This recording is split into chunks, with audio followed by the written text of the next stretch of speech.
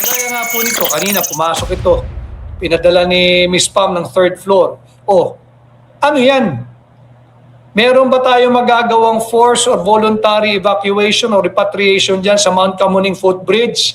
Inuna mo pa yung propaganda mo sa footbridge kesa ayusin mo yung kapakanan ng sambayan ng Pilipino. Asahan niyo po na si VP Sara mula ngayon ay hindi na papayag na dumihan ng pangalan niya at pangalan ng kanyang pamilya.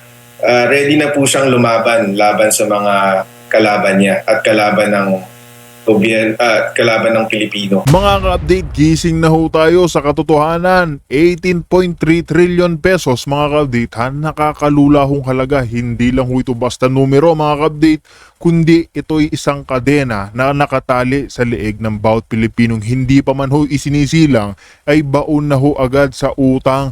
Marcos Jr., nasaan ang pangakong pag-unlad? Bakit ang tanging mabilis na lumalaki ay ang listahan ng utang sa labas ho ng bansa? At heto pa, hindi na nakatiis ang mga tunay na bayani dito sa ating bansa. Sino ba yung mga totoong bayani mga kapatita? Lalo na ngayon sa matinding korupsyon ng ating bansa. Ayan ho yung tinaguriang Brave 18 ex-Marines, mga taong binubuhis ho nila ang kanilang buhay diyan sa administrasyon ni Marcos Jr. Pati ho ang kanilang buhay ng pamilya mga kapatid ay sinusugalo nila para lamang ho ilantad ang katotohanan, ang kabalbalan ng administrasyon ni Marcos Jr. Bakit sila kumikilos mga kapatid? Dahil ho nakikita nila ang panganib na hindi ho nakikita ng mga, alam nyo na, nakaupo sa aircon, sa opisina ng Malacanang at yung mga taong tumatanggap ng mali-maleta. May mga matitindi hong ebidensya itong mga 18 ex-Marines, pero bakit ngayon mga kapatid sila pa rin ho yung pilit na ginigipit?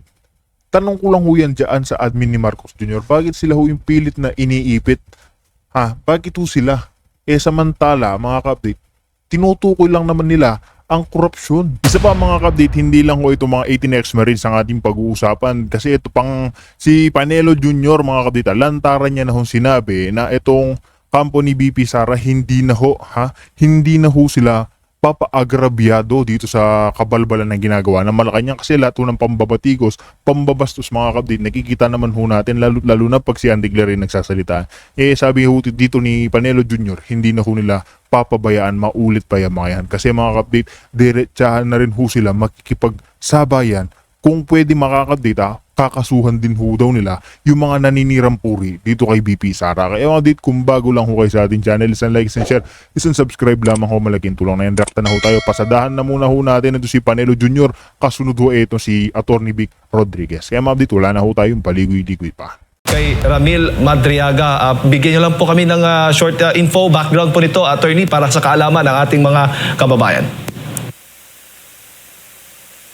Itong perjury complaint na final ni Vice President Sara Duterte laban kay Ramil Madriaga, ito ay nanggagaling dun sa affidavit ni Ramil Madriaga na in-execute niya noong November 29, 2025 at ipinakalat noong December 2025. Ang sinasabi ni Ramil Madriaga dito ay basically sinasabi niya na bagman daw siya ni Vice President Sara Duterte at nagdi-deliver daw siya di umano ng kung ano-anong mga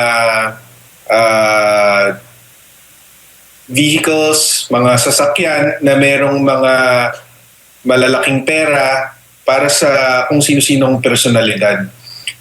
Tapos sinabi niya rin dito sa affidavit para patunayan yung credibility niya na naging miyembro siya ng PSG, meron siyang formal assignment sa PSG at naging tao siya ni Pangulong Duterte. Tao din daw siya ni VP Sara mula pa nung mayor siya sa Davao City. Tapos siya din daw ang nagbuo ng Vice Presidential Protection and Security Group na noon ay binuo para protektahan si VP Sara at iba pa. Opo. So malinaw, attorney, na walang koneksyon o itong si Vice President Sara Duterte sa taong itong si Ramil Madriaga. Yes, pinapatunayan ng complaint affidavit ni Vice President Sara na kailanman ay hindi naging empleyado o kahit anumang koneksyon nito dun sa mga opisina ni VP Sara mula sa Davao City Mayor's Office or local government, sa Office of the Vice President, sa Department of Education, pati na rin sa VP SPG at pati na rin sa PSG dahil sinabi niyang miyembro siya ng PSG sa panahon ni Pangulong Duterte. So hindi sila magkakilala. Hindi kilalang personal ni VP Sara si Ramil Madriaga. Wala silang personal o professional na relationship. So imposible yung pinaparatang ni Ramil Madriaga sa kanya na inutusan daw siya na mag-deliver ng cash na including confidential funds daw at hindi rin totoo na binuo niya yung grupong Isip Pilipinas, yung Inday Sara. Sabi niya, Inday Sara is my president Pilipinas. Hindi rin po totoo yan. Opo. Attorney, sa pananaw po ninyo, paano po ito nakaka-apekto itong mga aligasyon ni Ramil Madriaga sa reputasyon po ng Vice Presidente? Hindi naman yun ang mahalaga sa pangalawang Pangulo dahil nga alam niya yung totoo at alam niya na ang karamihan sa Pilipino ay hindi naman naniniwala sa mga paratang ni Ramil Madriaga. Kaya nag-file si VP Sara ay dahil ginagamit ito sa impeachment na basehan para ipausad ang impeachment at yung ibang mga kongresista nga sinasabi na smoking gun ito. Pero ang totoo ay walang katuturan yung affidavit niya at hindi dapat paniwalaan. So, kailangan ng seryosohin ito dahil nga kasama na siya sa impeachment at syempre ang impeachment kasi is isang proseso kung saan pwedeng tanggalan ng kapangyarihan ng isang duly elected official of government. So ngayong nakaka-apekto na siya sa will of the people, kailangan ng seryosohin to. Hindi na pwedeng palagpasin, kailangan ng panagutin tong si Madriaga at kung matutuklasan natin kung sino yung mga taong nasa likod niya, pati sila. Opo. Hindi ba si Ramil Madriaga ay kasalukuyang nakakulong, attorney? At paano naman po makaka-apekto itong panibagong kaso kung sakali mang madesisyonan ng korte? Totoo yun, nakakulong ngayon si Ramil Madriaga for a kidnapping charge. Yun ang ating impormasyon na nakalap. Ito namang final natin ay nasa prosecutor level pa lamang. Kung mahatulan siya dito ng guilty, mananatili siya sa kulungan. Opo, at siyempre din, Jade, mababasag yung credibility niya. Maipapakita natin sa taong bayan na walang saysay yung pinagsasabi niya, walang katotohanan doon sa mga paratang niya laban kay VP Sara at ma-expose din yung mga nagtutulak ng impeachment na politically motivated lang talaga dahil nagtiwala sila or nag-rely sila sa isang testimonyang walang katuturan. Opo. Yung kaso bang kidnapping niya, convicted na ho ba siya o kasalukuyang pang dinidinig din ang kaso po niya? Currently pending. Opo. Meron siyang naunang kidnapping for ransom conviction. Matagal na yon, kaya lang na-acquit siya sa Supreme Court noong 2003. So nakulong siya before 2003 pero napalaya siya because na-acquit siya ng Supreme Court. Tapos noong 2023 naman, inaresto siya ulit for a new kidnapping charge. Opo.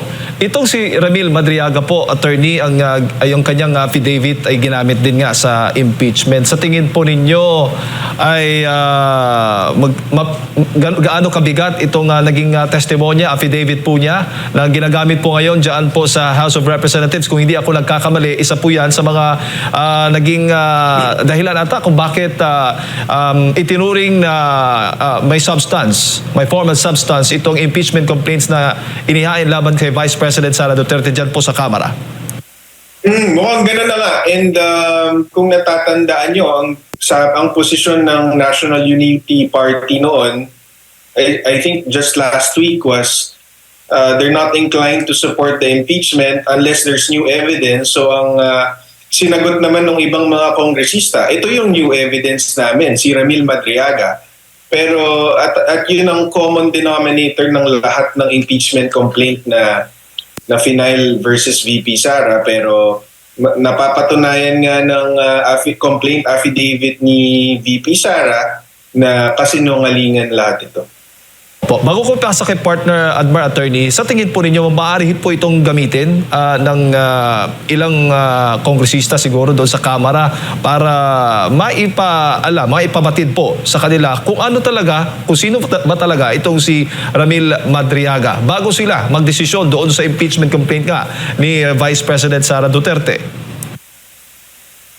Oo, pero hindi naman dahil nag-file kami ng perjury complaint, but dahil itong mga sinasabi ni VP Sara at ng mga testigo niya dito sa complaint affidavit, sasabihin din yan ni VP Sara in her defense sa impeachment. So lalabas din yan. Lalabas din yan sa impeachment mula sa kampo ni VP Sara. Attorney, magandang umaga. Si Admar po ito. May lumalabas din na report na meron daw death threat na natatanggap itong si Madriaga po kahit nasa loob po ng bilangguan. Attorney, ano pong masasabi niyo po rito? Kung may death threat sa kanya, definitely walang kilala. Yes, Attorney. Okay, balikan lang natin si Attorney Salvador Paulo Panelo Jr., Legal Counsel po ni Vice President Sara Duterte. Kaugnay nga po dito sa inihaing reklamong perjury po, no? Laban dito kay Madriaga, partner Jay. Hello? Yes. Attorney, okay, balik tayo. Medyo nawala yung ating connection kanina. Pakiulit po yung sagot po ninyo tungkol doon sa sinasabing death daw po na natatanggap ni Madriaga po. Kung may death threat laban kay Ramil Madriaga mula sa bilangguan, definitely walang kinalaman dyan si VP Sara, and taliwas yan sa gusto mangyari ni VP Sara, kasi ang gusto ni VP Sara, ang gusto namin is sagutin niya yung reklamo namin, i-deny niya yung mga paratang namin laban sa kanya para lalo namin siyang madiin, kasi alam namin nagsisinungaling siya. So alam namin na kapag tinindigan niya yung mga sinasabi niya dun sa affidavit, lalo namin siyang mababasag. So, it's out of VP Sara's interest.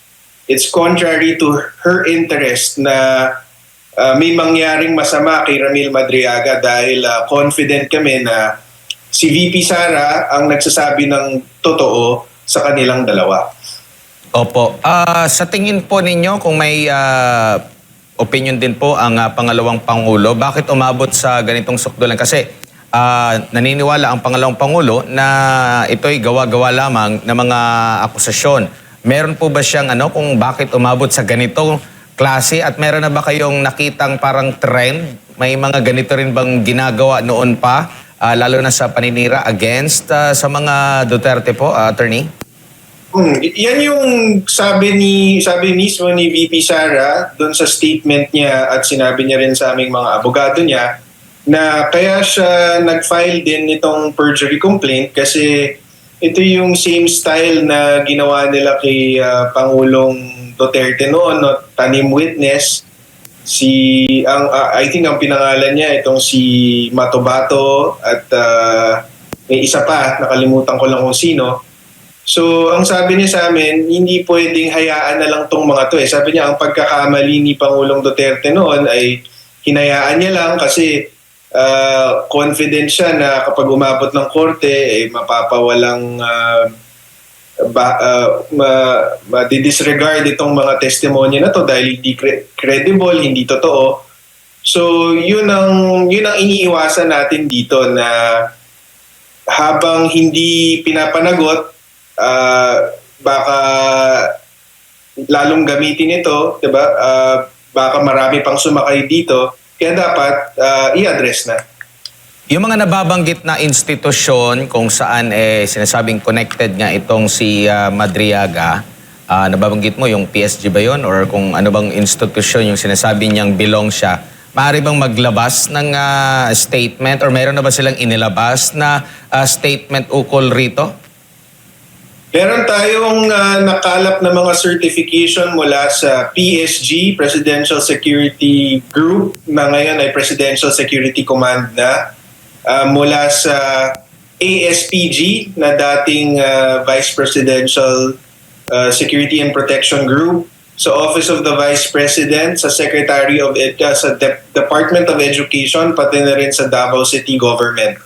Nakakuha tayo ng mga certification mula sa mga opisina na yon na never naging empleyado si Ramil Madriaga sa kanila at never din naging konektado in any.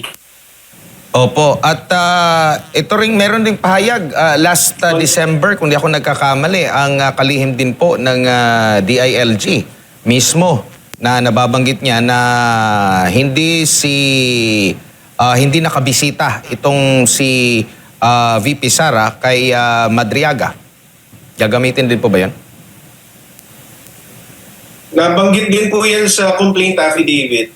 Although hindi naman po talaga kailangan kasi hindi po yan kasama doon sa affidavit ni Madriaga. Binanggit din po natin yan sa complaint affidavit ni VP Sara na hindi po totoo na yung sinasabi ni Attorney Palad na binisita ni VP Sara si Madriaga sa kulungan, di umano, para kausapin daw na wag ituloy yung affidavit niya. Si Secretary John Vic Remulla na mismo ang bumasag dyan, ang sinabi niya ay nakausap niya yung jail warden and based on records, hindi bumisita si VP Sara kay Ramil Madriaga. Huli na lamang po, ano po kaya ang masasabi niyo po dito sa treatment sa nilagdaang at sinumpaan na salaysay ni Madriaga? Grabe yung treatment nito. In fact, isasama pa nga dyan sa impeachment. Kumpara dito sa pahayag ng dating mga sundalo na detalyado rin po at mga first-hand witness din sila dito sa pamamahagi ng mga mali-maletang may lamang pera po, attorney. Yeah, kitang-kita naman na basta anti-gobyerno or anti-administration, pinipilit nilang dinidiscredit at hindi binibigyan ng pagkakataon na yung mga kunyari, yung mga Marines para ipaliwanag yung affidavit nila or suriin, mag-investigate. Pero ito namang si Madriaga na nag-iisa lang at walang support sa kanyang affidavit, ginawa pang star witness dito sa impeachment. So makikita mo talaga na hindi patas itong mga nagtutulak sa affidavit ni Madriaga. Opo. At huli na lang, attorney, sa tingin po ninyo may impormasyon din po kayong nakukuha tungkol nga po dito kay Ramil Madriaga sa kulungan na binibisita, pinupuntahan ba ng mga ilang matataas na opisyal para kumbinsihin na talagang kalabanan, kontrahin ditong Vice Presidente, lalo na sa impeachment complaint? I think sila mismo na ang umamin na nabisita nila si Ramil Madriaga sa kulungan. Si former Senator Trillanes, sinabi niya na bago niya gamitin yung Madriaga affidavit doon sa complaint na final niya versus VP Sara sa Ombudsman, ay binisita niya ito para kausapin. Pati naman si Congresswoman Laila De Lima also admitted that she visited Madriaga in prison. Opo. So, yeah, it just goes to show na biruin mo, nagkaroon kayo ng opportunity na kilatisin itong taong ito and yet ginamit nyo. So, ibig sabihin, politically motivated talaga ito. Kasi meron kaming 7 witnesses, including 2 former PSG commanders, na nagsasabi na hindi magkakilala si VP Sara at itong si Madriaga. Bukod sa hindi siya parte ng PSG, ng PG o anumang opisina ni VP Sara, hindi rin siya qualified kasi meron siyang criminal record. In fact, ang sabi nga nung mga leaders sa PSG at sa VPS-PG, hindi lang siya... Hello? Po, go ahead, attorney. Yes po. Opo, attorney, napuputol-putol na po ang ating ang inyong signal. Balikan lang siguro natin si Attorney Salvador Panelo, Paulo Panelo, mga kababayan. Patungkol nga po dito, pinag-uusapan natin itong kanilang isinampa, inihain na kasong perjury laban kay Ramil Madriaga. Pagpatuloy niyo po, attorney, napuputol-putol lang po yung inyo pong signal. Ayan po, okay na po. Sorry. So, ang testimonya nung mga dating leader ng PSG at VPSG, kinikilatis daw nila lahat ng lumalapit at ka-meeting ni VP Sara at hindi daw nila papalapitin tong si Madriaga dahil sa history ng criminal record niya.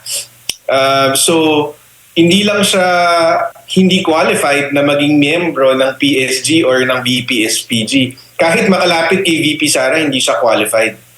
So, imposible talaga yung paratang niya na nagtatrabaho siya kay VP Sara. Opo. At may grounds ba, basehan, attorney? Ano ba yung mga elemento o grounds sa pinagbabatayan ng korte pagdating po sa kasong perjury? At huli na lang, gaano ba kalakas o gaano ba kumpiyansa na talagang matatalo itong si Ramil Madriaga dito po sa kasong isinampa po ninyo? Yeah, malakas ang kumpiyansa namin na mahatulan to si Madriaga ng guilty. Simple lang naman ang elements ng perjury is mag-execute ka ng statement under oath that is false on a material fact and for a legal purpose. So, yun lang po yun. Kung nagsinungaling ka sa isang statement under oath on a material fact, like itong pinaparatang niya kay VP Sara, ay perjury po ang tawag nun. So, confident po tayo na na-satisfy natin lahat ng elements na yan at saka confident tayo na more than sapat ang ebidensyang inihain natin laban sa kanya. Alright. Ayan, attorney, maraming salamat po. Siguro huling mensahe na lamang po ninyo sa ating mga kababayan. Yeah, ang mensahe ko lang is maraming salamat po sa inyong suporta at wag po tayong basta maniniwala sa mga paratang laban kay VP Sara dahil alam po nating politically motivated ito. Maging mapanuri po tayo at 160 and 827,000 pesos ang utang mo, ang utang ko, ang utang nating mga Pilipino. Last year, December of 2025, ito po ay nakatayo na sa 17.71 trillion. 17.71 trillion. Ngayon pong January, ang utang po ng Pilipinas, sariwang-sariwa pa, hindi pa po tayo nakakalagpas ng first quarter of the year 2026. Ang utang na po ng Pilipinas ay 18.3 trillion pesos from 17.71 trillion pesos as of December last year. Ang bilis po ng talon. At sa bilis ng talon na yan, kada isa po sa atin, bawat isang Pilipino, may pagkakautang na 160,827 pesos each. Para lang po alam ninyo. Ngayon, kaya din po natin sinusuportahan yung mga naghahayag at naglalabas ng kanilang nalalaman tungkol sa pagnanakaw, kurakot, korupsyon sa ilalim ng Marcos Jr. administration precisely because of this. Utang po tayo ng utang, di naman tayong personal, kundi itong administrasyon ni Bongbong Marcos, sige ng utang, utang ng utang ng utang para lang po sustentuhan yung aparato ng kanilang korupsyon. Namimigay ng mali-malitang pera. Yung Brave 18, yung dating 18 sundalo, no, merong Marines, may Philippine Army, may enlisted personnel, may reservist ng Philippine Army, kaya po Brave 18 na sundalo po iyan. Sila po ngayon ay nahaharap sa kasong cyber libel. Meron pong banta na kasuhan ng violation of Article 154 of the Revised Penal Code. Ano po yung Article 154? Yung unlawful use of or means of publication or yung unlawful utterances.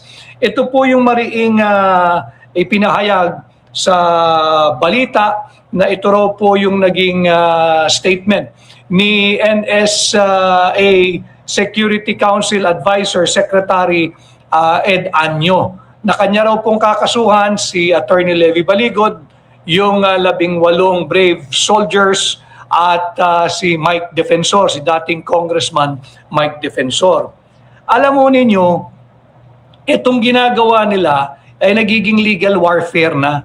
They are weaponizing the law to intimidate, to harass, and para po busalan yung 18, at the same time, yung mga kasama pa po nito na nais din lumabas at maghayag na totoo yung naging pahayag ng 18, totoo yung naging pahayag nung nauna na si Marine Sergeant Orly Gutesa, kung nasaan man po siya ngayon, hindi natin nalalaman, at patutotohanan din nila yung naging pahayag nung kanilang dating boss na si Saldico.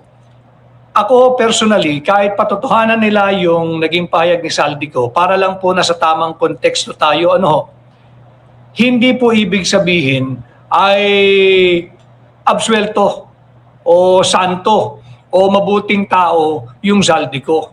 Hindi rin po tayo maniniwala at hindi naman kapanipaniwala kung sasabihin ng Saldico na hindi siya nakinabang o hindi siya kumuha ng pera dito sa limpak-limpak na kwarta nating mga Pilipino. Bilyong piso po ito.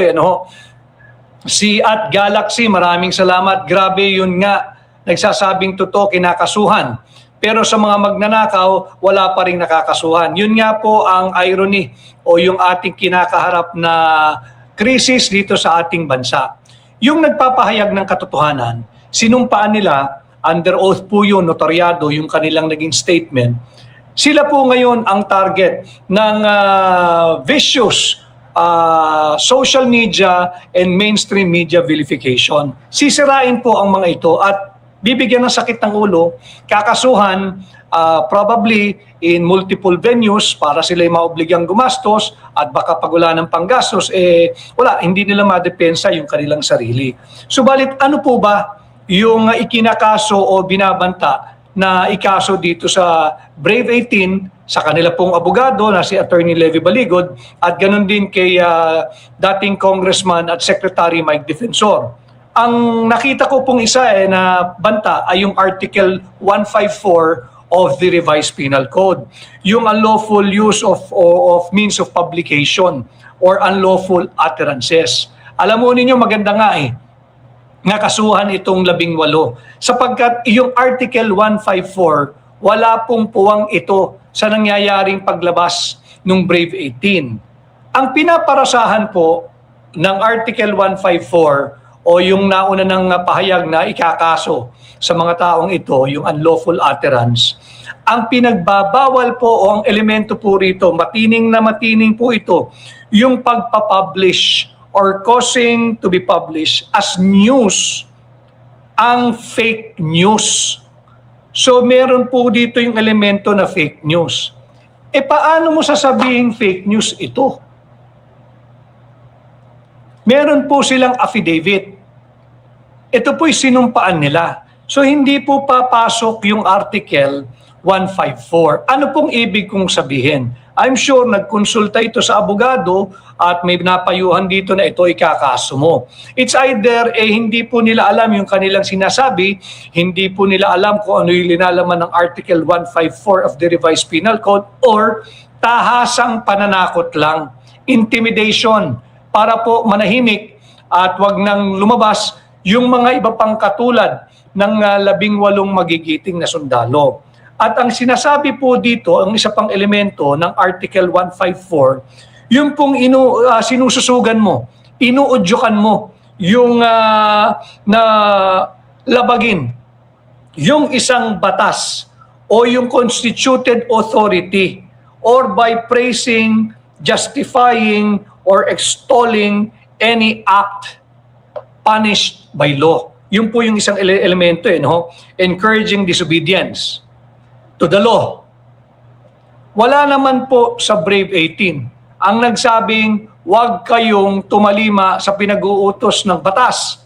Wala rin nagpapagsasabi sa kanila na huwag nating respetuhin, huwag nating ipagtanggol, huwag nating galangin ang saligang batas. Wala. So wala pong encouraging disobedience to the law or to the constituted authorities. Wala. Wala naman silang sinabing talikuran ang kasalukuyang administrasyon na mali ang direksyon sa pagpapatakbo ng bansa. Wala silang sinasabing ganun.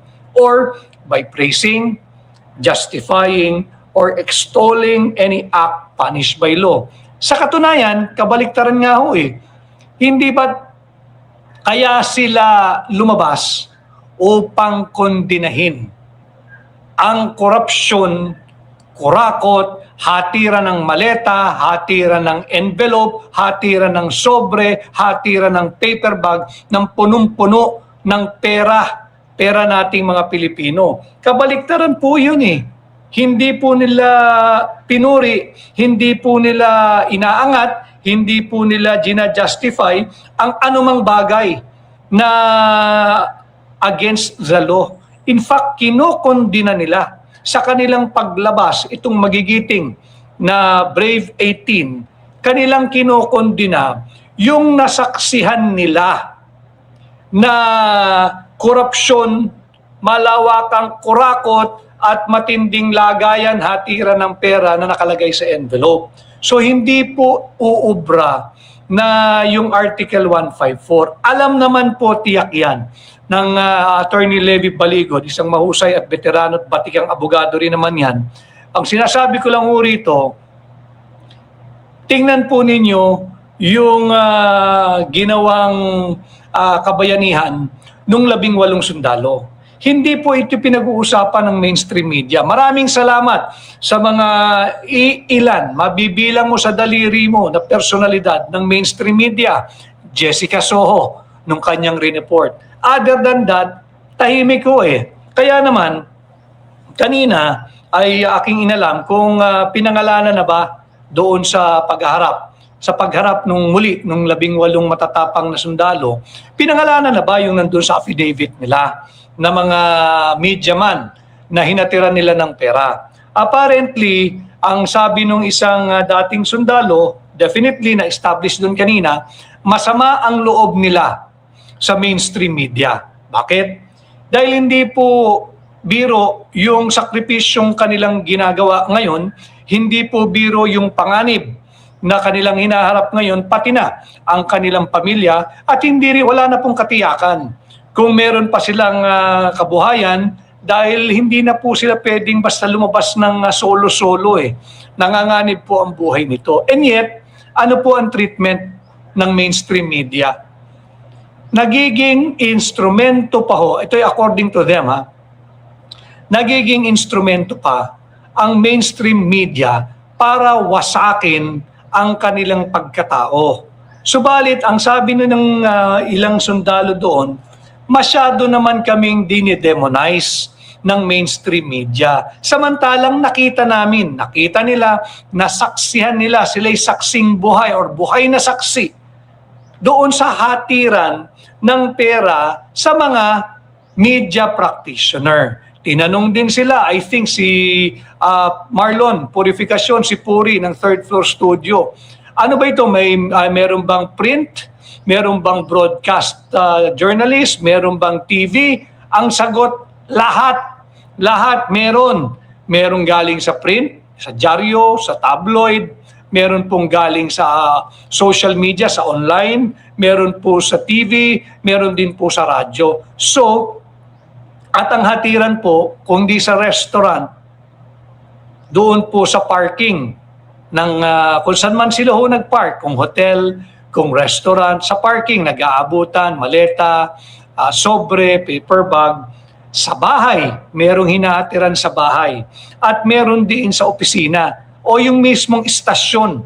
Istasyon ng radyo, istasyon ng telebisyon, istasyon ng or opisina ng dyaryo, or opisina ng social media o opisina ng troll farm. So malinaw po doon hindi natin pwedeng hindi pansinin itong pahayag ng 18 brave former soldiers because their testimony under oath that they have provided are from their own personal knowledge, personal experience, and based on what they have personally witnessed. Wala pong hearsay dito. Pero ano ang trato ng administrasyon ni Bongbong Marcos? Ano ang trato ng mainstream media? There are just so many people, so many powerful people who are currently walking in the corridors of power. There's just so many influential people, huge personalities that would want this story, that would want the story of the Brave 18 to be buried. Huwag pag-usapan, huwag kalimutan. Upang makalimutan. Huwag nang mag-usapan. Kaya kung ano-ano ang ginagawa nila ngayon, ang pantakip nila, impeachment ni VP Inday Sara. Alam mo ninyo, kahapon na pagbotohan diyan sa mababang kapulungan na sufisyente raw po sa form and substance yung impeachment complaint number 3 and 4. Hindi po muna natin pag-uusapan yung merito nung naganap na hearing sapagkat sundin natin yung direction po na naging pahayag nung tagapagsalita ng Office of the Vice President, si Attorney Powa, na they will refrain from commenting but they will be waiting for the receipt of whatever report and that they will file their reply diyan po sa mga aligasyon laban kay Vice President Inday Sara. Ang pag-usapan po natin yung proseso. Yung proseso po na ginawang pagdinig kahapon, diyan po sa House of Representatives, walang kaano-ano mang kredibilidad. Bakit? Karamihan po doon sa bumoto ay napangalanan base dito sa affidavit na sinumpaan sworn affidavit po ito itong joint affidavit nung 18 sundalo. Yung 18 dating sundalo, distributed po sila sa iba't ibang services ng armed forces. Merong galing sa Philippine Marine Corps, meron pong sa Army, meron pong reservist ng Army. So yung 18 sundalo. Just to be precise, at hindi po sabihin, hindi naman lahat yan Marines. Kahit po hindi lahat yan Marines, lahat po yan ay dating sundalo. At ang bottom line po dyan, tama po yung naging pahayag ni retired Major General ng Philippine Marines, si Edgar Arevalo. Regardless whether they're from whatever service they came from, the bottom line is they are all Filipinos. And lahat sila ay mayroong karapatan na dinggin yung kanilang hinaing yung reklamo. Nag-file na po ng demanda sa ombudsman. Ano pong ginawa ng ombudsman? Agarang dinismiss. At sinasabi na incredible, hindi raw believable. Paano ka naman saan patatakbo ang tao? Tapos tatakutin pa, idedemanda ng libel, ng cyber libel, ng unlawful utterance. Mabuti rin ho yun. Para sa korte magkaroon ng paglilitis or sa piskalya at doon maglabas ng mga ebidensya itong mga kakasuhan. Itong 18 sundalo, si Attorney Levy Baligod, si Congressman Mike Defensor. Sapagkat grabe po yung affidavit talaga nila. Ang very pronounced po rito, meron po yung paragraph 48. Yung paragraph 48, malinaw dito na naghatid po sila kasama yung Mark Tiksaya. Kaya sana yung kamag-anak ng Mark Tiksay, yung kamag-anak ng Mark Tiksay, makiusap naman ho kayo. Baka naman nakinabang na rin kayo dito sa Malawakan, Garapalan, Talamak at harapang pagnanakaw sa kaban ng ating bansa sa pera nating mga Pilipino. Nakikinabang rin ba kayo dyan? Kausapin nyo yung si Mark Tiksay at yung sidekick nito na si John Paul Estrada na lumabas na rin at ilahad yung kanilang nalalaman. Paragraph 48. Pinangalanan at tinuro po mismo si dating DPWH Secretary Manny Bonoan. Hinatiran ng male-maletang pera. 8 maleta. Isang small, isang medium. Alam naman ho natin pag small, ang estimate nila approximately somewhere between 15 to 25 million pesos ang laman. Lagay na lang po natin sa bare minimum, 15. So may 15 million siya dahil may small luggage. Tapos bukod po roon, hinatiran siya ng 7 medium size na maleta. Ang medium size ang halaga is somewhere between 30 to 40 million.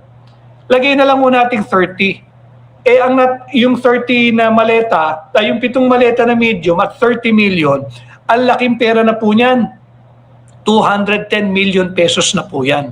Minimum po ito 210 plus 15, 225 hinatid sa bahay ni Madi Bonoan dito po sa Quezon City. Ngayon, kung sasagad po natin yung maximum at 40 million, 280 million po yun plus another 25, 305 million pesos. Hindi ba kayo nagagalit? Hindi ba kayo nagugulat? Isang tao pa lang ito 305 million max kung lalagay po natin doon sa full capacity ng maletang hinatid kay Manny Bonoan. Di ba kayo nagtataka kung bakit lumobo ng 18.3 trillion pesos ang utang nating mga Pilipino? Last December, sa mga kakapasok lang, last December ang ating pong utang ay 17.71 trillion pesos. Last December of 2025. Ito nakakatapos sa taon lamang. Ngayon po, as of January, matapos ang ilang araw, hindi nga ho buwan, dahil as of January ho ito yung dating 17.71 trillion pesos sa pagkakautang ng Pilipino, ngayon ay 18.3 trillion pesos na. Hindi ho ba kayo yung mga banal-banal, yung mga paring kumakabatikos sa lahat ng problema ho ng Pilipinas, isa lang sinisisi nung mga banal-banalan, yung mga pare na dinagamit pa ang pulpito, ginagamit pa ang pag-homily tuwing linggo. Ang mga tao ay nagpupunta at nagsisimba upang makinig sa salita ng Panginoon. Hindi po para pangaralan ninyo ng mali ninyong opinyon. O lalo na, hindi ho para i-impose sa faithful yung inyong very bias na mga pananaw. Imagine ninyo, hanggang ngayon tahimik ang simbahan Katoliko, yung kanilang organisasyon, maraming pariho ang nagsasalita.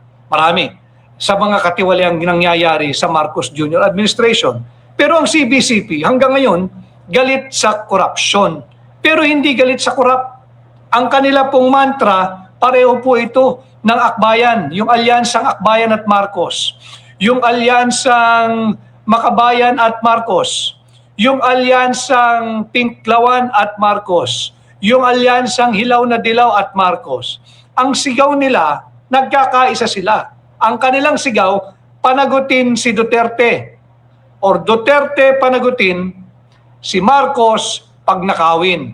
Yan po ang manilaw na direksyon nila. Hindi nila minsan kinundina ang malawakang kurakot at korupsyon na nangyayari sa ating bansa. Eto na po tayo, 18.3 trillion pesos na po ang utang ng ating bansang Pilipinas. Lahat po tayo, pati yung mga banal-banalan, meron po tayong tigwa 160,000, 827,000 pesos, 160 and 827,000 pesos each. Bawat Pilipino, yan po ang ating pagkakautang. dito po napupunta. Yung paragraph 48, I think publicized naman po yung affidavit nung 18 yung Brave 18. Silipin po niyo yung paragraph 48. At tingnan din po ninyo, yung lumabas po kasi yung pahayag, hindi po naman siguro banta, hindi naman siguro panakot, kundi talagang pahayag niya ni Secretary Ed Año na kanya raw pong sasampahan itong Brave 18. At si kanilang abogado, si Levi Baligod, at si dating congressman at kalihim Mike Defensor ng unlawful utterance o yung paglabag sa Revised Penal Code Article 154. Wala pong basihan yon. Bakit? Ang sinasabi po kasi rito, yung elementong unang-una, publishing or causing to be published as news, any fake news. Fake news ba ito? Paano sasabihin ng isang Secretary Ed Año na fake news yung linalaman nito? Kung mismo isinulat dito, paragraph 49. Basahin ko po para lang po lagyan natin ng konteksto. Ang Article 154, publishing or causing to be published as news, any fake news, which may endanger the public order. Paano magiging endanger ang public order? Hindi naman public hindi naman po yung publiko, yung retired General Eduardo M. Año na pinangalanan. Na malinaw po dito yan Or cause damage to the interest or credit of the state. Mas lalo naman hindi siya ang Estado. Siya po ay trabahante nating mga Pilipino. Malinaw po dito, sinabi nila nakita namin na binigyan ng isang paper bag si General Eduardo M. Año. So, bakit mo kakasuhan ng unlawful utterance? Dapat dito, harapin mo. Hindi ba? Tapos sinabi rin dito, magkakasama sila sa Manila Polo Club Townhouse. Ito po yung townhouse na pag-aari ni Martin Romualdez. Kasama si Saldico, si Martin Romualdez, at eto na. Laila De Lima, si congresswoman ngayon, dating senador, dating DOJ secretary. Laila De Lima binanggit din.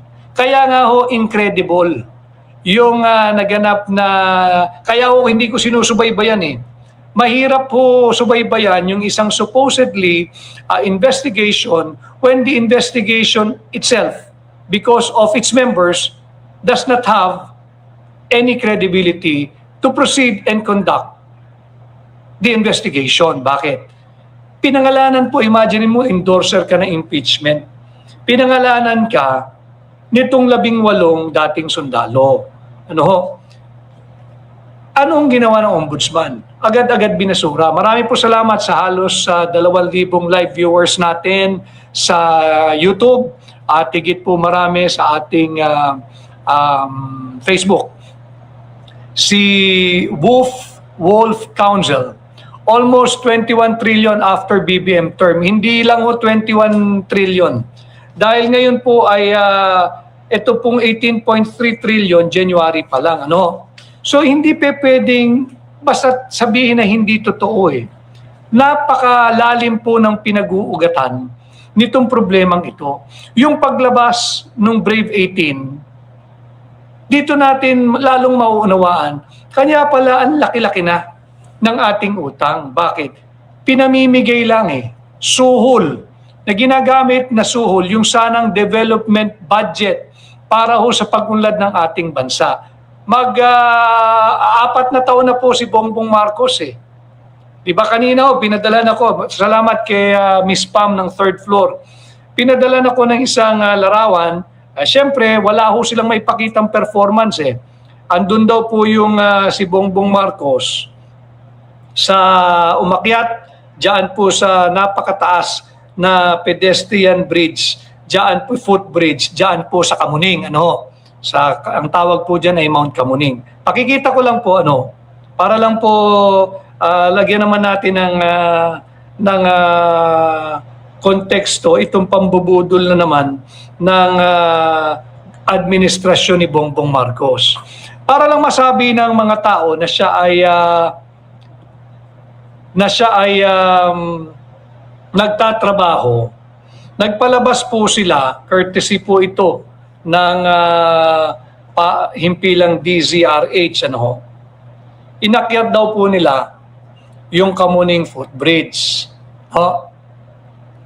Pwede po kayo mag-screenshot. Ano ngayon kung inakyat nyo ang Kamuning Footbridge? Meron ba tayong i-repatriate dyan? Meron ba tayong mga overseas Filipino workers dyan? Natanaw nyo ba mula sa Mount Kamuning Footbridge ang sitwasyon sa gitnang silangan? Meron ba kayong magagawang forced or voluntary repatriation dyan? Ang usapin po ngayon, yung dinaranas ng ating mga kababayan. Napakarami po nating mga kasama na OFW, yung ating mga overseas Filipino workers at yung Filipino migrants na nasa panganib po ngayon. Pakita ko lang din po para lalong magalit yung mga troll. Ayan ho. Tanungin nyo ngayon si Bongbong Marcos.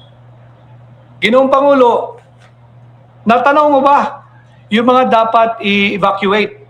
Natanong mo ba yung mga dapat i-repatriate? Whether forced or voluntary evacuation or repatriation. Sapagkat napakarami pong Pilipinong manggagawa at yung mga na-stranded dyan po sa gitnang silangan. Ito po ay another propaganda. Hindi po ito kailangan ng taong bayan. Sagutin mo sapagkat meron po doon sa, again, I am referring ito pong ating diskurso dito sa joint affidavit nitong tinatawag ngayon, tinagurian ng Brave 18, at apparently marami pang mga kasamahan nila ang matapang na maglalahad din ng kanilang nasaksihan, personal na nasaksihan. Sa pagsampa niya rito, napakita niya kunyari nagtatrabaho siya, pinabulaanan po nung isang araw, lumabas po ito sa Manila Times. Yung breaking news na ito ng Manila Times. Ito po'y pinadala sa akin ng ating mga kasamahan sa Kuwait. Sinabi na ni Bongbong Marcos na nailipat na raw kasi sabi have been moved to safe locations yung mga Pilipino raw sa Middle East. Most of them staying in designated bomb shelters following the exchange of airstrikes involving the US, Israel, and Iran. Pinabulaanan po ito nung mga kasamahan natin Pilipino na nandyan po sa Kuwait, specifically sa Kuwait. Ang sinabi po nila, please naman, huwag mo na kaming gamitin sa propaganda mo. Nasa panganib na nga kami. Walang bomb shelter sa Kuwait. Kaming mga Pilipino, kagaya po nung kaninang nagmensahe, kahapong nagmensahe, si Rick Peralta, sa Qatar po yun Ito naman sa Kuwait, si Myra. Hi Myra. Ang sabi nila, walang bomb shelter. Wala nga po nakikipag-ugnayan sa kanila mula sa DMW o sa pamahalaan ng Pilipinas. At sila po ay nagtatago lang din sa loob ng kwarto. Ang pakiusap nila, huwag nyo na kaming gamitin. Huwag nyo na kaming gamitin, bagkus tulungan nyo na lang kami. Wala pang nagagawang aksyon positibo ang administrasyon ni Bongbong Marcos. Kanina rin, may nagpadala sa akin yung itong eksenang ito. Pinadala itong eksenang ito, yung mga apparently ang kanilang sinasabi, ito raw po yung mga effort ng gobyerno, ng pamahalaan, ng administrasyon ni Bongbong Marcos. Sinasabi rin ng ating mga kababayan sa gitnang silangan, wala ring katotohanan dyan. Ito yung sinasabing naganap kanina na mga umuwi galing po sa Dubai. Ito po. Umiiyak na po yung ating mga kababayan dahil hindi po biro yung kanilang kinalalagyan.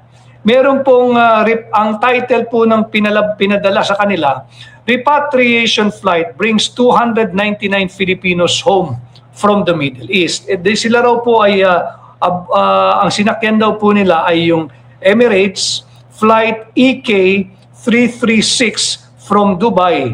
At ito raw po ay naglanding kaninang umaga sa airport natin sa Terminal 3. According yan doon sa Secretary Dave Gomez. Ano?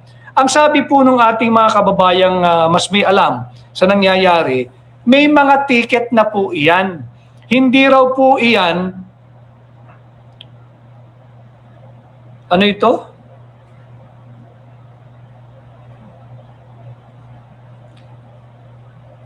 Yun na nga ho yung pinag-uusapan natin eh. Pinakita ko uli sa... Ito na nga ho yung pinag-uusapan natin eh.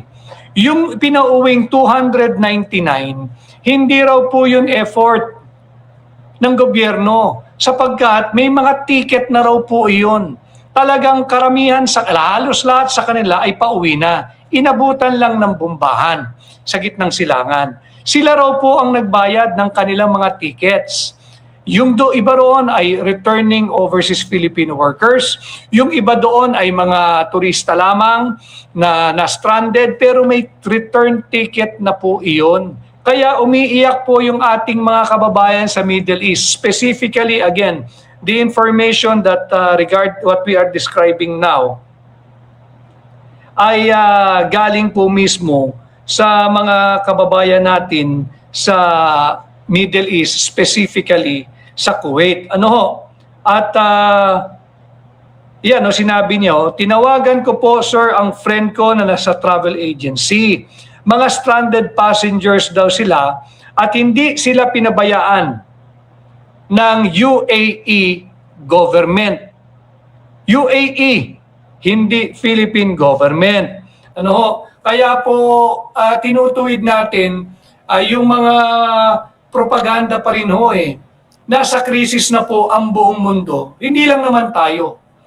Pero higit mayaman yung maraming bansang nakapaligid sa atin, sila po ay nakafocus kung paano sila makapag-rescue, makapag-evacuate, makapag-repatriate, whether forced or voluntary ng kanilang mga mamamayan. Tayo po, sariling kusa, sariling effort, sariling palo, sariling sikap, sariling diskarte ng mga kababayan natin, pero inaangkin ng administrasyon ni Bongbong Marcos. Ang pakiusap nila, huwag nyo na kaming gamitin. Nasa bingit na kami ng alanganin dito sa gitnang silangan at yan nga ho, lumalawak na yung conflict ng gera dyan sa Iran. Hindi na po ito basta sa pagitan lang ng Israel, US at Iran. Kumalat na po naging regional na at naging sumali na rin po yung mga ibang bansa sa Europa kagaya ng Britain at France. Nagpadala na rin ng kanilang warship at puwersa dyan po sa Cyprus. So hindi po biro-biro ito. At patuloy pa rin constricted yung supply ng langis. Hindi lang sa atin kundi sa buong mundo. At speaking of, habang po tayo ay nagdidiskurso ngayon, ang palitan po ng piso kontra dolyar ay 58.80 ngayong araw. 58.80. Ano po ang impact or implication nito sa mga manggagawang Pilipino? Inflation. Inflation, 58.80. Bumababa ang presyo ng ating piso, tumataas ang halaga ng krudo, gasolina, diesel, kerosene, kasunod po niyan, syempre chain reaction po iyan. Tataas ang cost of production, etc., etc., etc. No? So ito dapat ang pinagtutuunan ng administrasyon ni Bongbong Marcos. Ano po naging tugon ng Kongreso? Impeach Inday Sara. Impeach Inday Sara. Ilang araw na po nilang pinagginamitan ng resources, pera nating mga Pilipino, impeachment ni Inday Sara. Yes, we are for full accountability, we are for transparency.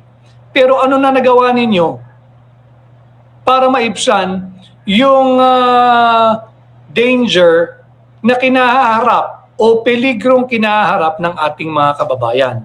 Marami pong salamat sa higit 2,000 live viewers po natin.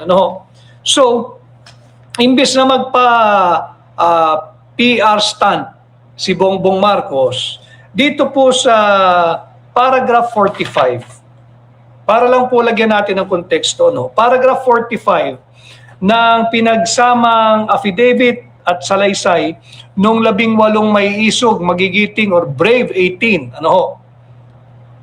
Paragraph 45. Mismo, sinabi nung Bernard Tube,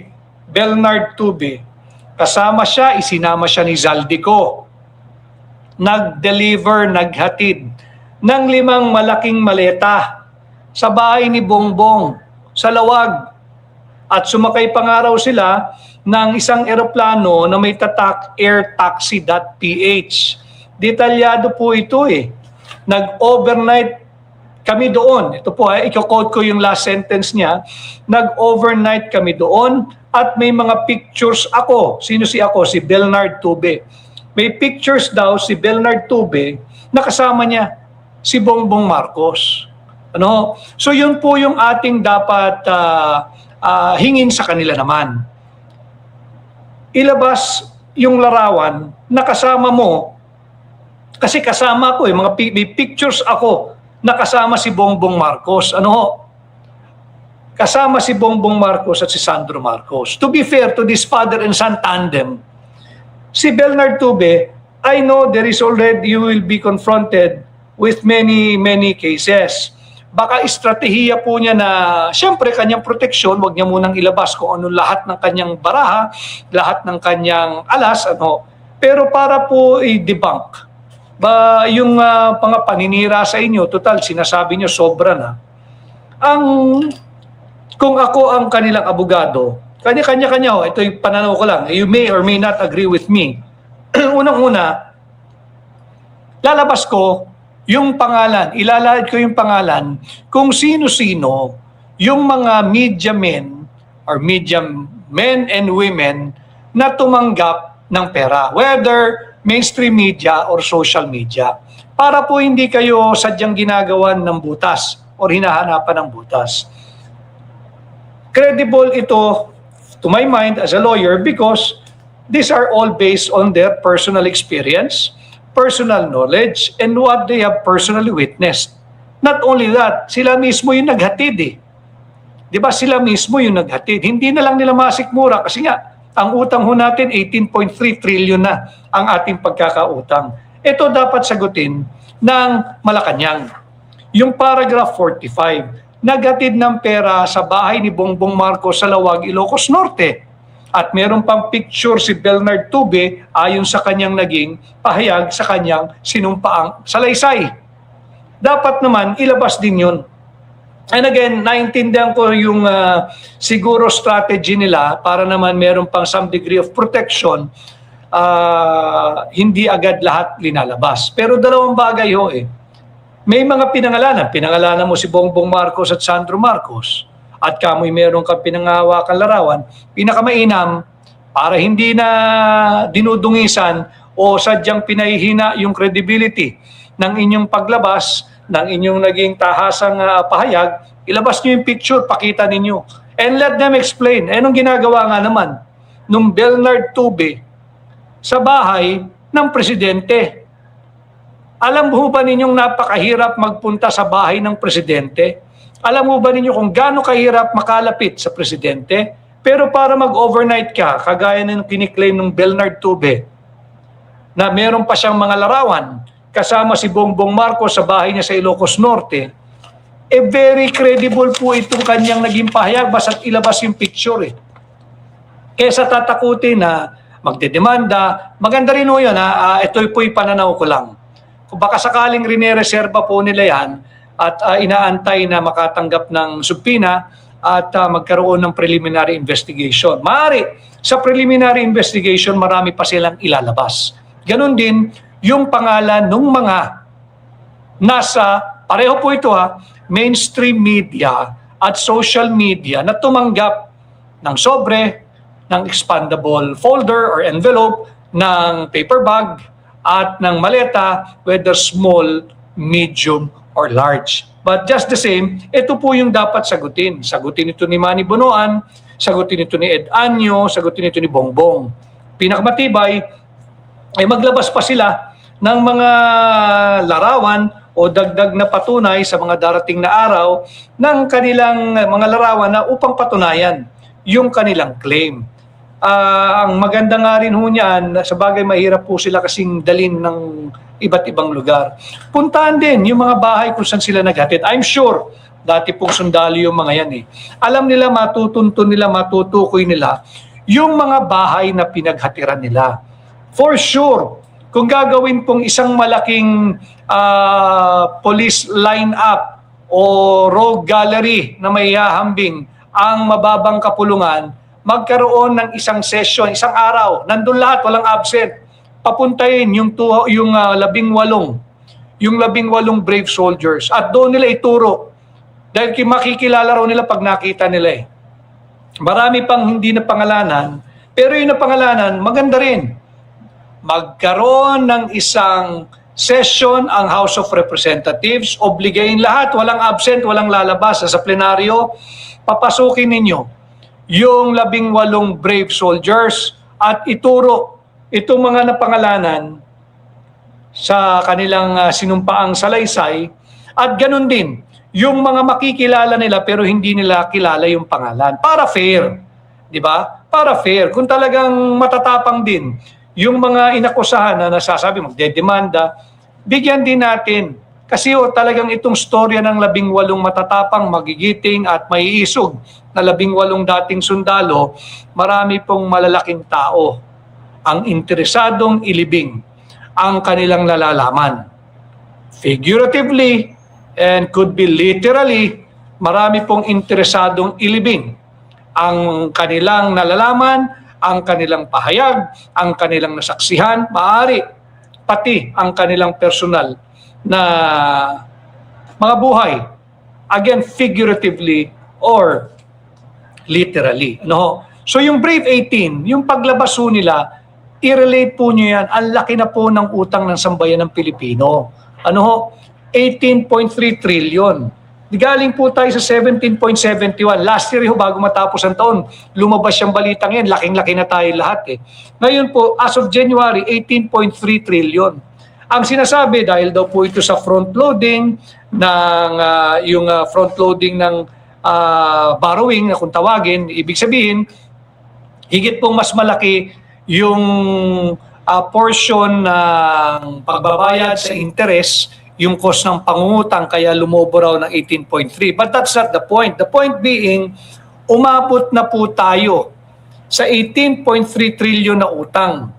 Ano ho ang ginawa ni Bongbong Marcos sa shortage na 165,000 classrooms? In the past 4 years of his 6 years administration, 6 na taon lang po si Bongbong Marcos, wag ho kayong papayag ng extension ha. Sa 4 na taon ng kanyang administrasyon, 165,000 po ang classroom na kulang. Meron po tayong kakulangan na 165,000 na classrooms.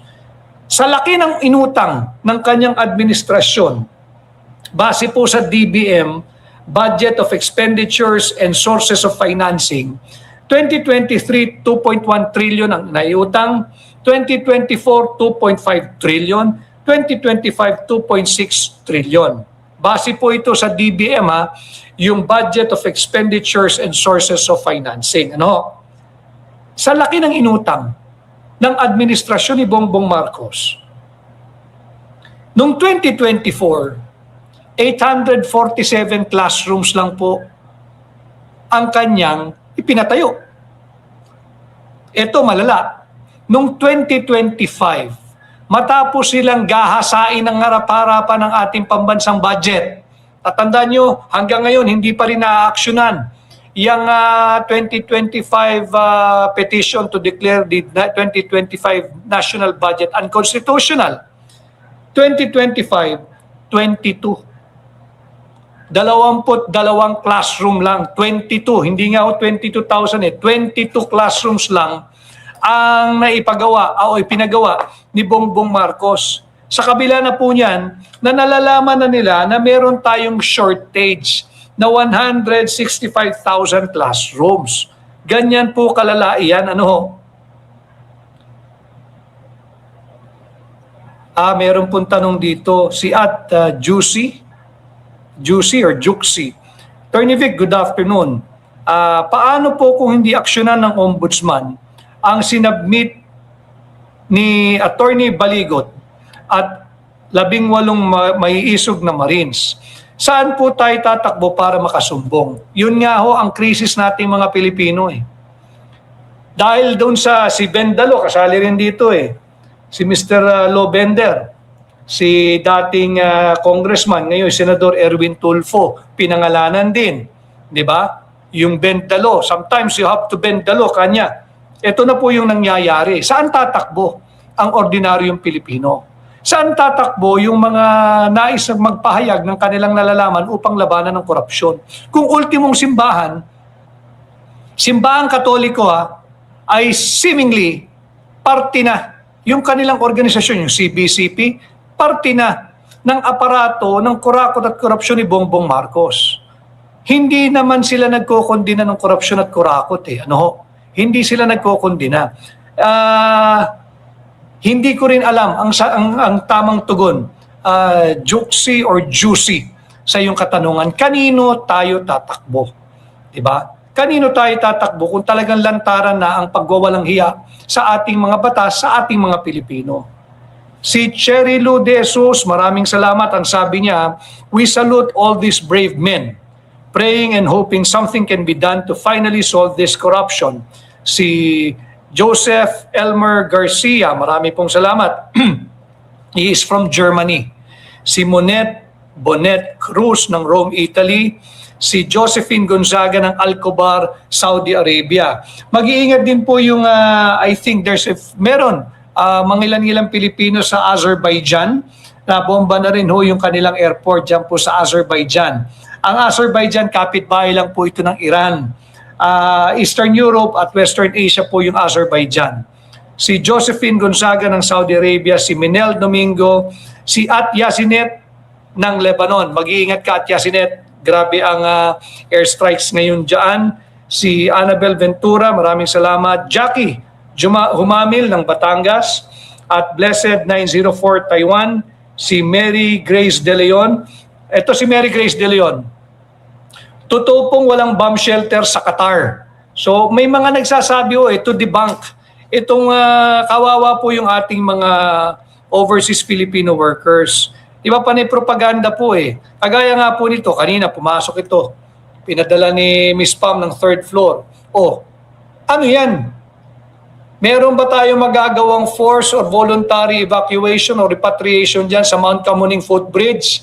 Inuna mo pa yung propaganda mo sa footbridge kesa ayusin mo yung kapakanan ng sambayan ng Pilipino. Itong kasama mo, yung kalihim ng DPWH, si Vince Dizon, asan na yung galit mo sa mga ghost, missing or substandard flood control projects? Bakit tahimik ka sa missing, sa ghost, sa substandard flood control projects sa Ilocos Norte?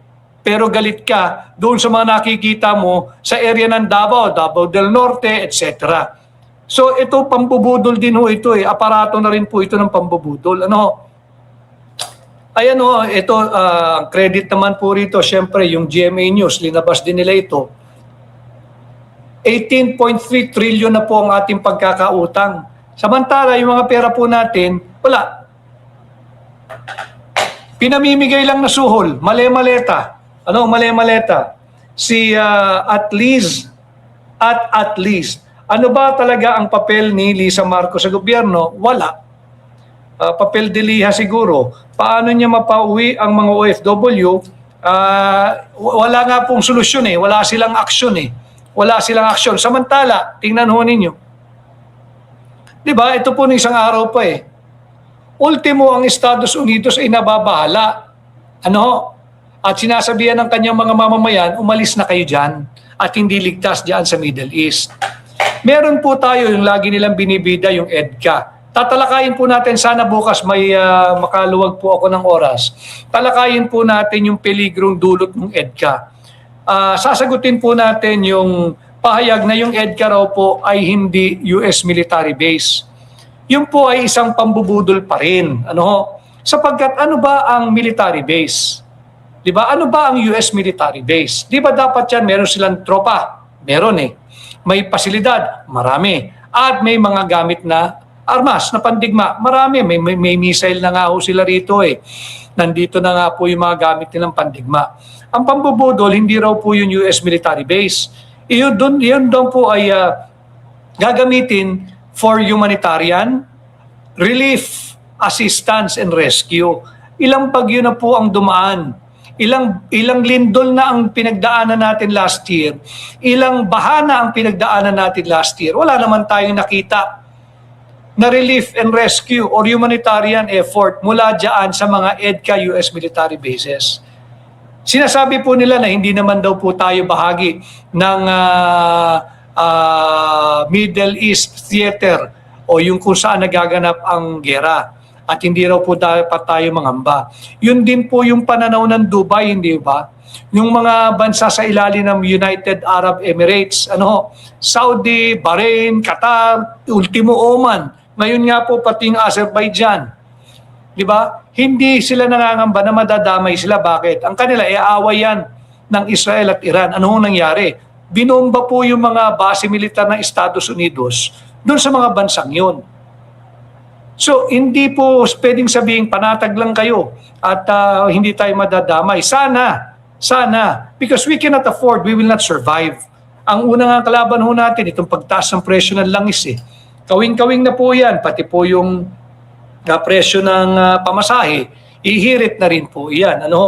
Kaya napakabigat po ng nangyayari sa ating bansa, lalo na kung wala pong malasakit, wala pong puso yung nagsisilbing presidente natin sa kasalukuyan. Iba po prioridad niya eh. Paulit-ulit kong sinasabi, mali ang prioridad ni Bongbong Marcos at nakatutok sa maling direksyon ng ating bansa. Ramdam po ito ng ating mga mahal na overseas Filipino workers. Ito pong si Harold Chong Kong Siang. Tama ba? Harold Singh Chong Ko Singyan.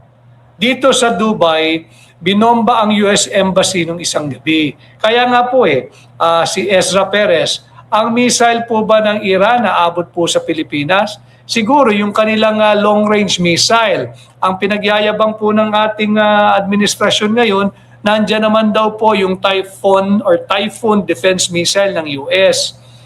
Tingnan ho ninyo yung nagaganap. Hindi ba sinabi ni Trump na wala daw po siyang gagawing foreign wars under his administration? O ano pong nangyayari ngayon? Matapos pasukin yung Venezuela, kinuha yung leader. Pagkatapos patayin yung supreme leader ng Iran, binobomba ang Iran. Ano pa kasunod? Wala po tayong reliance, walang credibility. So mahirap pang hawakan yung salita niya na no foreign wars. Ito po hindi lang po ito sa pagitan ng Iran, US at Iran Damay na po ang buong mundo. Yung ekonomiya po natin sapul na. Si Francis ng Bukidnon, Adela ng Zamboanga, Rachel Tan ng Dubai, Vicky Tanyada, salamat. Si Ferdinand ng New Zealand, si Osawa Ellen ng Japan, si Laarni ng Laguna, at Jocelyn Manila. Ang flood control binaon na sa limot. Hindi po tayo papayag doon, kaya natin pinag-uusapan itong ang Brave 18, pilit din nilang binabaon sa limot. Patuloy po tayong hingi ng transparency at full accountability. Marami silang ginagawang diversion. Tama, kaya po tayo ay merong ganitong direktang ugnayan sa inyo upang ibalik natin yung mga tamang issue na yun ang dapat ang pag-usapan natin. Kaya po ang hiling ko sa inyo, share po ninyo dito sa YouTube, sa Facebook, para higit marami ang nakakaalam at makaalam sa tunay na usaping panlipunan na mahalaga at dapat lahat tayo ay kasali sa usapin. Si Inday Basyang from Sydney, Australia, maraming salamat. Si Gaya Sir Jr. ng Oman, si Koy Darang ng UAE, mag-iingat po kayo. Sana'y lagi kayong ligtas at hanggat maaari, I do not know how you will do it or how you're doing it. Lumayo, umiwas po tayo sa peligro. Si Bie Trunkjer ng Denmark, Nini Pagal ng Belgium, Orlan Javier, sindikato na ang gobyerno. Si Cecil de la Cruz ng Nueva Ecija, si Niere Janis ng Jeddah, Saudi Arabia at Erwin Faderon ng Kuwait. Alam mo ninyo, aktibo yung ating mga kababayan sa Kuwait. Bakit? Kasi meron pong higit sa 200,000 Pilipino na nagtatrabaho sa Kuwait. Kaya laking kurot sa puso nila pag ginagamit pa yung mga maling, ginagamit pa silang propaganda ng Marcos Jr. administration. Hindi po naiibsan yung kanilang pangamba, lalo po nyo silang binabaon dahil ginagamit pa imbis na mag-report ng tama at totoo. Si Mary Ann ng Liverpool, Leticia ng Norway, Vivelin Maka ng Singapore,